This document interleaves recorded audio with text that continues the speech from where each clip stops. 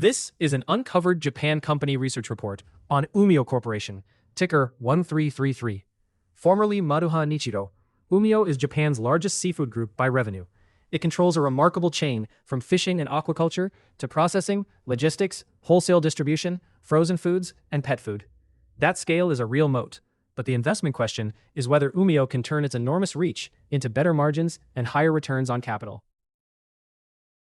The snapshot explains why UMIO looks interesting and why the market remains cautious. The shares stood at 0.79 times book, with a 3.4% dividend yield.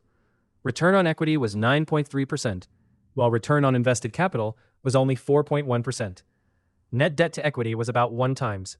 In other words, investors are offered an asset discount and meaningful income, but must accept a leveraged, low-return business whose improvement still needs to be proven. Umio's product is not one brand or one fish. It is an integrated system. The group owns fishing and aquaculture assets, processes seafood, operates logistics and wholesale channels, and sells frozen, canned, and value-added products to retailers, restaurants, and households. This structure helps secure volume and traceability in a regulated resource market. It also lets Umio move raw materials toward higher value uses. The drawback is complexity. Commodity prices, fuel, feed, inventory, and foreign exchange affect several links at once. This segment chart is the core of the case. Food distribution produces about 70% of revenue, but only a 2% operating margin. Processed foods is much smaller, yet its 5.4% margin is the best in the group. Seafood resources recovered from a loss to a 1.9% margin.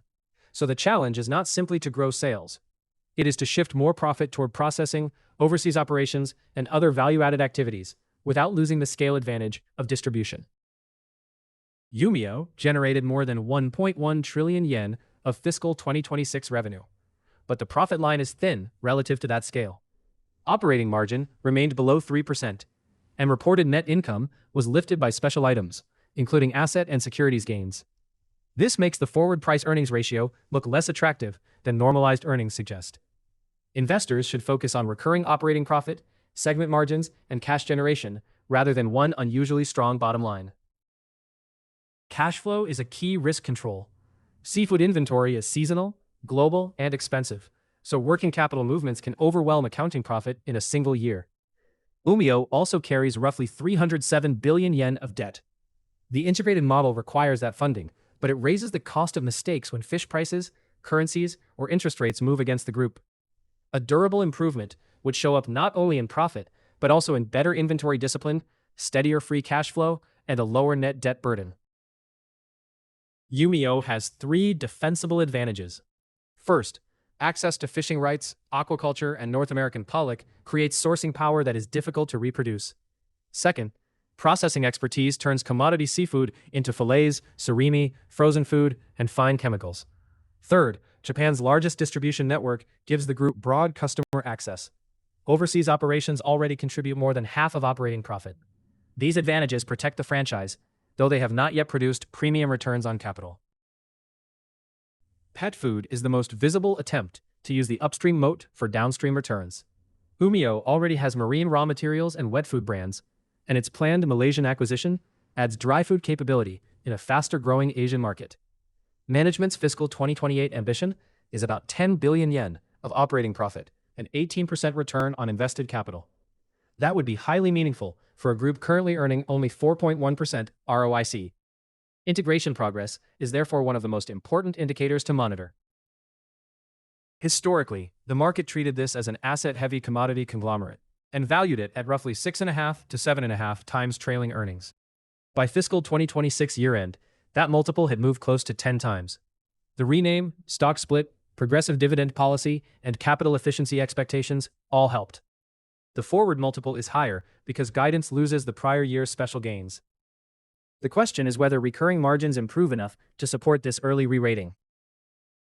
At the report date, the shares were about 1,314 yen against book value of roughly 1,635 yen per share. The 45 yen progressive dividend provides income support, and book value has grown materially over 5 years. But cheap assets are not automatically a catalyst. Without stronger returns, policy share reductions, or meaningful buybacks, the discount may remain. The shareholder register is also stakeholder heavy. with the top 10 owning about 41%.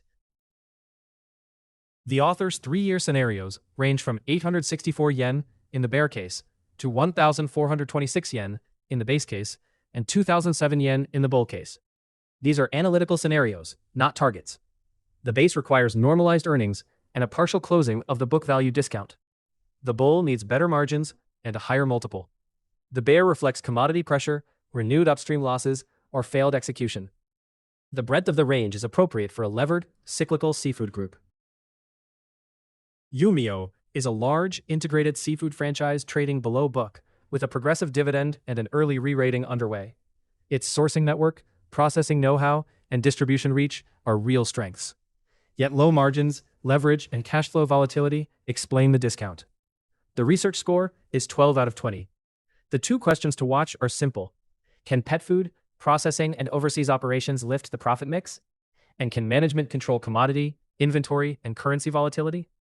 Those indicators, not the company name change alone, will determine whether value becomes durable improvement. For a much deeper look, visit the free deep dives at uncoverjapan.com. We go beyond the headline numbers to cover the business, financials, valuation, risks, and catalysts. This video is for information and education only. It is not investment advice or a recommendation to buy or sell any security. Always do your own research.